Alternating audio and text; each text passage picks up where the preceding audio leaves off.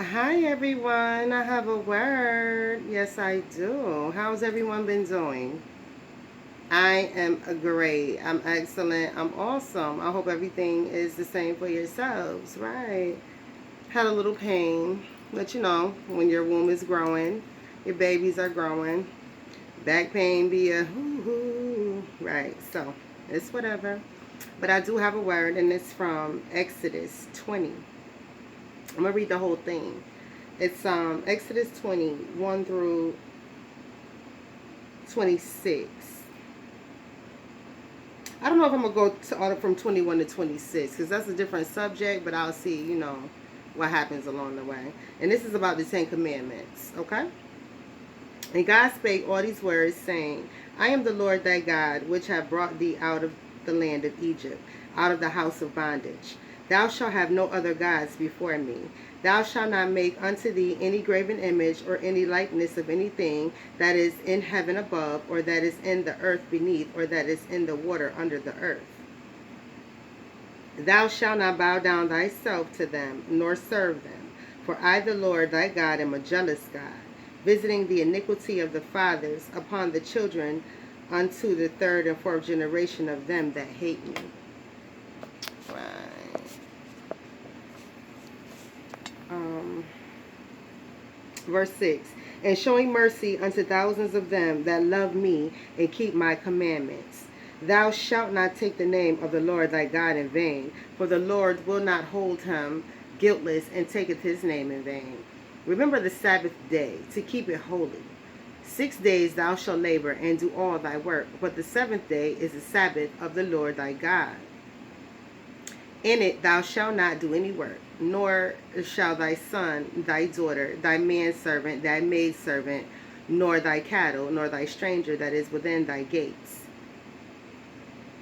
For in 6 days the Lord made heaven and earth, the sea, and all that is, and all in them. Excuse me. For in 6 days the Lord made heaven and earth, the sea, and all that in them is, and rested the seventh day. Wherefore the Lord blessed the Sabbath day and hallowed it. Honor thy father and thy mother, that thy days may be long upon the land which the Lord thy God giveth thee. Verse 13, thou shalt not kill. 14, thou shalt not commit adultery. 15, thou shalt not steal. 16, thou shalt not bear false witness against thy neighbor. 17, thou shalt not covet thy neighbor's house. Thou shalt not covet thy neighbor's wife, nor his manservant, nor his maidservant, nor his ox, nor his ass, nor anything that is thy neighbor's. And all the people saw the thundering, the lightning, and the noise of the trumpet, and the mountain smoking. And when the people saw it, they removed and stood afar off. So after God gave this commandment, he put his seal on it. He put his stank on it. God made it thunder and lighten and shook the ground so that these people understood these are the commandments. And this is what you shall follow. And if you choose not to follow these commandments, if you choose to get rude, unruly, and ignorant, then I will shake you and bake you. Right. God said, I will shake you up with this earthquake, and I will open up the earth and let the equator suck you up. Right. Burn you all the way up. Right. God said, I don't care. Right. Verse 18, and all the people saw the thundering and the lightning and the noise of the trumpet and the mountain smoking. And when the people saw it, they removed and stood afire. Right. And they said unto Moses, speak thou with us, and we will hear. But let not God speak with us, lest we die. So they said, Moses, right, we wanted to talk to God ourselves. Because, you was special talking to God and all that. But now that God done spoke to us, nah. Stand in the gap, Moses. Stand in the gap, Moses. We don't want to ever hear God's voice again. Because God loud and rude. Belligerent and ignorant.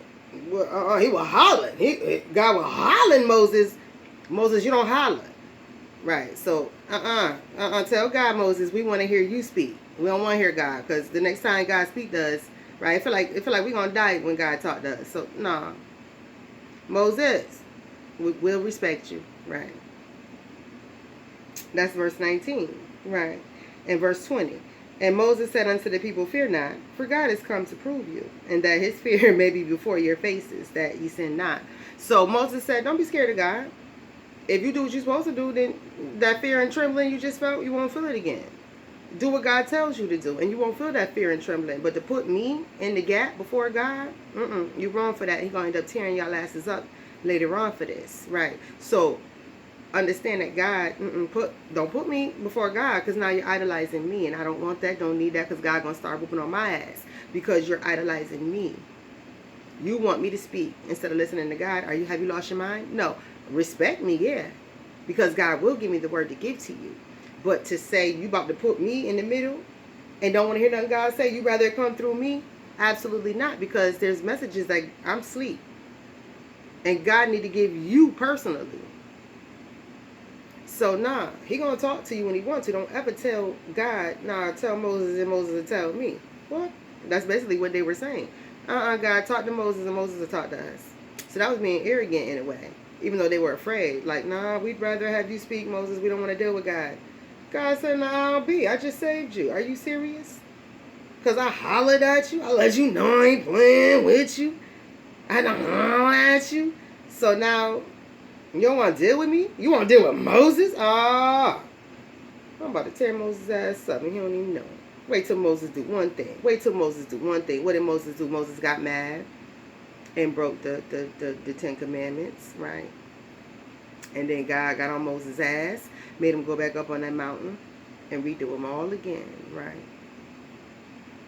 Right. And told him, you'll never go into the promised land, right? And that was all because, why? The people wanted Moses over God, right? God said, I'm a jealous God. He just told him, I'm a jealous God. Right in that passage, God said, I am the Lord thy God, which have brought thee out of the land of Egypt, out of the house of bondage. Thou shalt have no other gods before me. Thou shalt not make unto thee any graven image or any likeness of anything in the heaven above, or that is in the earth beneath, or that is in the water in the earth. Thou shalt not bow down thyself, nor serve them. For I, Lord thy God, am a jealous God, visiting the iniquities of the fathers upon the children, unto the third and fourth generation of them that hate me. So God just said, up until your fourth generation, I will tear y'all asses up. I will make things hard for you if you idolize anybody. Not just sat there and said that, and by the end, what did you say? And they said unto Moses, speak thou with us, and we will hear, but let not God speak with us, lest we die. Right. God just said, I know damn well, I just told you I don't idolize nothing. And you just sat there and told Moses?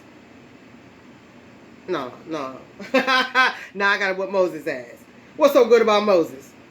Right. God will tear up his servants behind to show the people, I don't know why you idolizing them. I still control your idol. Right. That's my servant. I sent Moses to speak for me.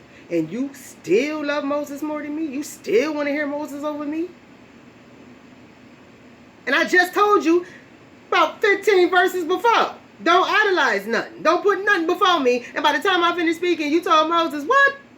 You the man? I can't deal with God, but I can deal with you? I'm going to whoop Moses behind. First thing he do to make me mad. I ain't letting him go in the promised land with you. Because you're going to make him your God in that promised land. It's going to be Moses' land. It ain't going to be we are God's people. So no. So Moses ended up having to pay for them people loving Moses more than God. Right. Sure will.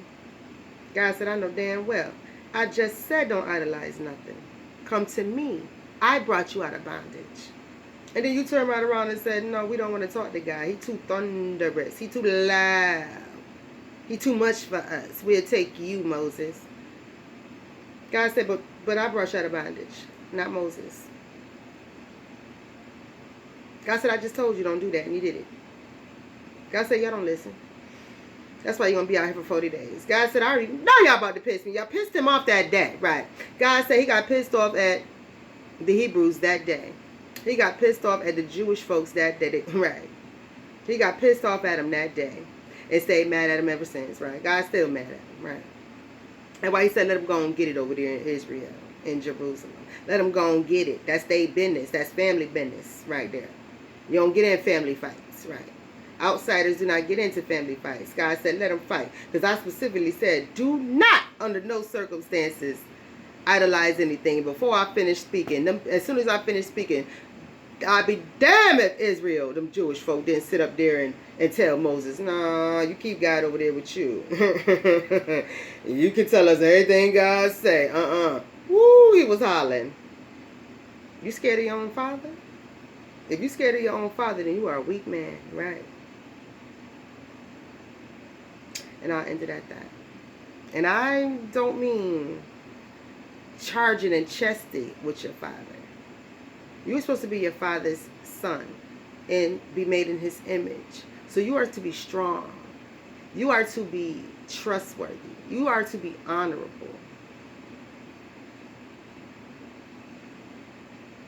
Your father is the first man you should go to. Because when you don't go to your father first, you go to another man, you're telling your father he weak, he ain't nothing. And you don't trust him. And he the one who got you here. Some people have crappy fathers, but their fathers will still lead them the right way because they don't want them to turn out the way they did. You have to go and talk with your father and learn your father for yourself to see if he's equipped to lead you or not, if he's equipped to speak to you or not. And that's when you get a surrogate father, a mentor, right? But always see who your father is first, because that's your DNA.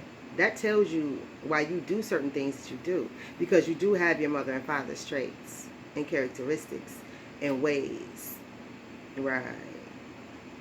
Right. My love for stupid ass scary movies comes from my biological father. I love them things, right?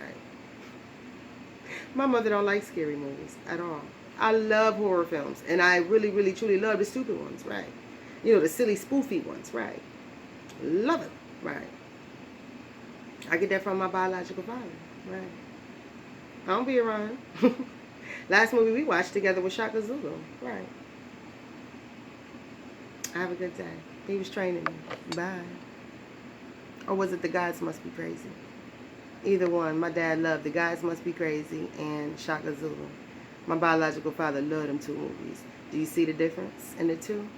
Amen.